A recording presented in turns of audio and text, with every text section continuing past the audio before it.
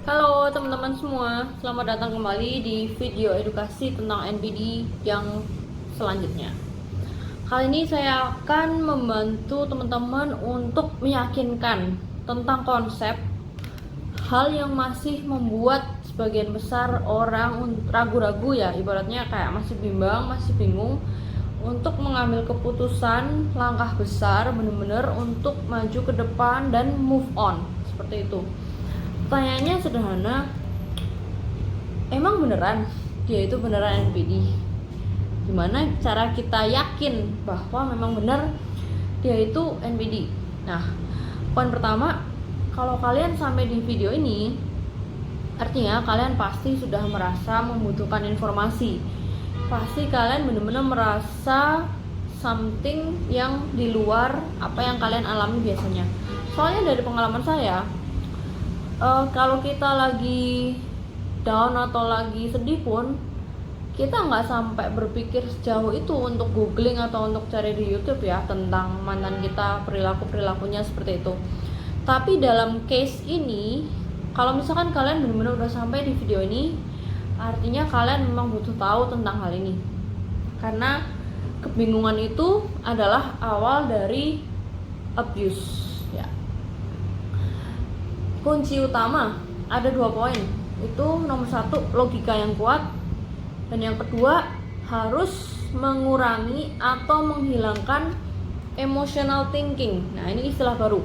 Emotional thinking adalah berpikir menggunakan perasaan. Nah, nih di dalam case pada umumnya termasuk saya, kita itu nggak mungkin bisa tiba-tiba kita punya pasangan yang kita detect memiliki spektrum NPD, terus kita memaksa menyeret orang ini harus didiagnosa, kita bawa ke psikolog, ke psikiater, terus udah baru kalian yakin deh dan percaya bahwa dia NPD. Nah, dalam video ini kalau masih ada yang berpikir kayak gitu, cuman satu sih, buat apa capek-capek sampai segitunya gitu. Dan kenapa setelah Anda menonton dan membaca berbagai informasi tentang NPD, tentu Anda tetap masih ada rasa ragu, tapi gimana dong kalau ternyata dia bukan NPD? Nah, ada istilah yang disebut cognitive dissonance. Cognitive dissonance itu sangat umum dan pasti terjadi pada orang-orang yang mengalami NPD abuse. Nah, cognitive dissonance itu apa? Cognitive dissonance adalah mempercayai dua hal yang bertentangan secara bersama-sama. Artinya gini, kita percaya satu hal dan percaya hal lain di mana itu bertentangan tapi bersama-sama. Nah, itu kan aneh ya. Jadi ibaratnya kalau misalkan kita udah percaya gula itu manis, tapi gimana kok kalian bisa percaya gula itu pahit juga gitu. Itu yang disebut dengan cognitive dissonance, dan itu yang benar-benar membunuh para korban secara mental. Apa yang sesungguhnya terjadi? Emotional thinking kita yang berusaha mengelabui kita, membuat kita menolak logik tentang apa yang sudah Anda jelas-jelas baca dan jelas-jelas dengar. Jadi kenapa Anda masih ragu dan sulit menerima kalau dia memang benar-benar NPD atau bukan? Nah, memang kalau misalkan masih perlu jawaban yang konkret dan benar-benar real, oke deh, saya bisa membantu kalian. Kalian bisa kontak saya di sini kan, @unsecret.narcissus. Mungkin saya bisa membantu semaksimal mungkin. Nah, tapi bahkan kalau itu pun bisa juga kan tetap Anda nggak percaya, dan sebagian besar bisa merasa seperti itu. Emotional thinking akan selalu kuat, dan emotional thinking ini sulit untuk menerima kenyataan itu. Memang benar ada banyak kesamaan disorder dengan NPD, dan ciri-cirinya mungkin match 90%. Tapi ada juga yang bilang, ciri-cirinya match 90%, tapi ada juga ciri-ciri yang nggak match loh. Nah, apakah Anda akan fokus ke yang 10% yang nggak match itu? Tapi dia nggak melakukan ini loh, tapi dia tidak melakukan itu, dan membuat Anda ragu lagi. Sekali lagi saya katakan bahwa NPD pun memiliki banyak jenis. Ada yang covert, ada yang exhibitionist, ada yang malignant, dan itu bermacam-macam. Tapi NPD ya NPD. Mungkin juga bukan NPD, banyak juga personality disorder yang mirip borderline, sosiopat atau bahkan psikopat seperti itu. Nah, penolakan ini terus-menerus terjadi sebagai bentuk mensabotase diri sendiri. Inilah power dari perasaan ya. Itu akhirnya mengkorup kenyataan yang sudah jelas di depan mata. Emotional thinking ini nggak terima gitu. Bahkan berpikir, jangan-jangan nanti aku nyesel, jangan-jangan dia bukan NPD. Nah, konsep seperti ini akan terus melemahkan Anda untuk semakin susah lepas dan akan terus terjerat di dalam kondisi itu. Makin lama Anda kembali engage lagi, balik lagi, kepo lagi, kontak lagi, ketemu lagi, emotional thinking akan semakin kuat dan makin sulit untuk benar-benar terima bahwa dia itu memang NPD. Nah, memang logik yang pahit ini harus diterima dan juga harus membentengi diri kita supaya emotional thinking tidak selalu mengambil alih. Berpikir tentang NPD, kenapa kok gitu, kenapa kok gini, itu semakin mempengaruhi Anda untuk pengen kembali ke addiction atau ibaratnya kayak orang kecanduan gitu. Dan itu mematikan logik. Gak ada bedanya dengan hal orang yang merokok. Orang udah berhenti ngerokok harus confirm bahwa oke, rokok itu gak bagus buat kesehatan gitu. Tapi dengan emotional thinking mereka bisa berbicara, tapi kalau gua nggak ngerokok, gua nggak bisa konsen, ada sesuatu yang kurang. Yaudah deh, nggak apa-apa deh, gua ngerokok dikit aja. Nah, ada juga yang berpikir banyak orang kok yang ngerokok tapi umurnya panjang juga nggak kenapa-napa. Nah, itu berbeda-beda. Itulah disebut dengan emotional thinking yang selalu mensabotase diri sendiri gitu. Jadi kalau memang udah clear mau berhenti ngerokok, ya berhenti, that's it. Jadi jangan menggunakan alasan-alasan yang didasari oleh emotional thinking, karena ini adalah addiction yang bisa membutakan para supply. Apakah saya benar dealing dengan seorang NPD? Simpel, tanyakan pada diri sendiri. Ketika Anda menonton, mendengar, membaca artikel, pasti ada suara hati kecil yang berkata, iya benar, semua yang diomongin benar, match, persis ya, 80% sampai 90% match atau bahkan persis semuanya.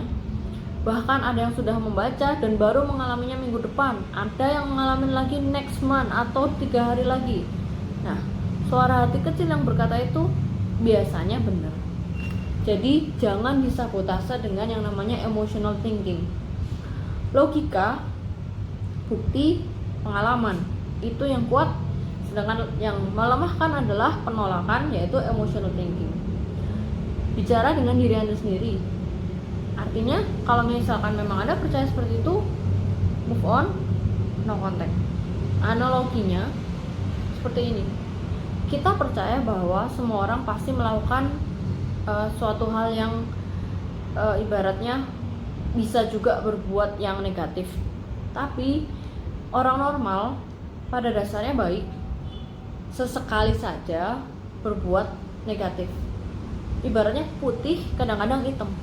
Nah, tapi bagaimana kalian bisa mempercayai orang yang hitam tapi kadang-kadang putih?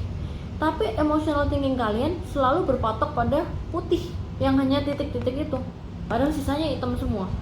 Kok bisa seperti itu? Itulah yang disebut dengan emotional thinking. Nah, apa artinya ini?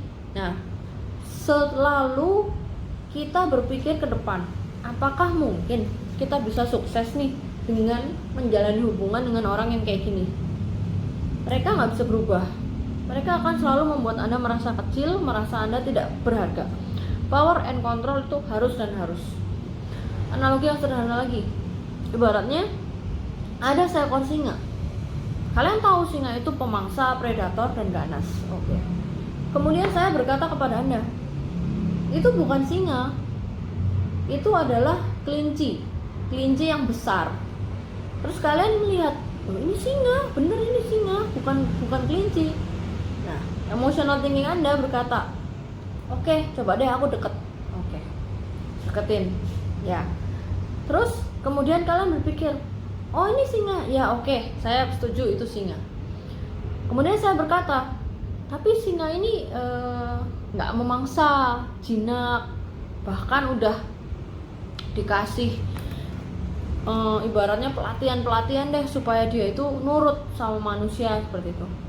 Kemudian Anda mikir, emang ada ya singa yang bisa 100% jinak gitu, sampai nggak doyan daging, bener-bener vegetarian gitu? Emang Anda mikir?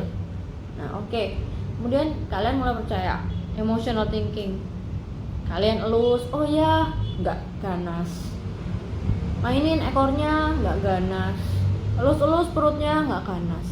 Ketika Anda sudah mulai percaya bahwa ternyata ini memang suatu spesies singa yang beda, Anda mulai masukin kepala Anda ke mulutnya. Nggak lama kemudian singa itu memakan Anda. Kemudian pertanyaannya adalah, kenapa singa itu memakan Anda? Jawabannya sederhana, ya karena itu adalah singa. Jadi yang mau saya tekankan di sini adalah singa ya singa, NPD ya NPD. Tidak ada cognitive dissonance. Cognitive dissonance itu mengelabui dan membodohi kita. Dan apakah Anda bisa percaya bahwa versi yang Anda cintai dari sosok seorang NPD ini itu tidak pernah ada, hanyalah ilusi atau ghost. Itu hanya halusinasi Anda. Karena sejujurnya kalau misalkan kita ditanya ataupun saya ditanya, ada seorang laki-laki, oke, secara fisik bagus, charming segala macam, tapi dia punya sifat tidak bisa komitmen, tidak bisa dipercaya, hobi selingkuh, egois. Dengan menjawab menggunakan logik, kalian bisa ngomong, ya nggak mau dong saya sama orang kayak gitu. Tapi ini yang terjadi, trauma bond. Akhirnya emotional thinking akan selalu men-take over logika. Itu yang memang paling bahaya. Jadi dari video kali ini saya ingin membantu kalian untuk memahami konsep bagaimana kita bisa menggunakan logic thinking dan jangan terbawa oleh emotional thinking untuk terus bisa maju ke depan dan benar-benar kuat seperti itu. Sehingga pertanyaan, emang dia bener NPD? Itu pasti terbesit. Tapi semoga setelah Anda menonton video ini, Anda bisa semakin membaca suara hati kecil Anda. Dan memang benar, kalau misalkan memang masih butuh edukasi yang lebih komprehensif lagi, boleh kontak saya di sini @unsecret.narcissus. Saya akan berusaha membantu Anda semaksimal mungkin. Semoga video ini bisa membantu. Terima kasih.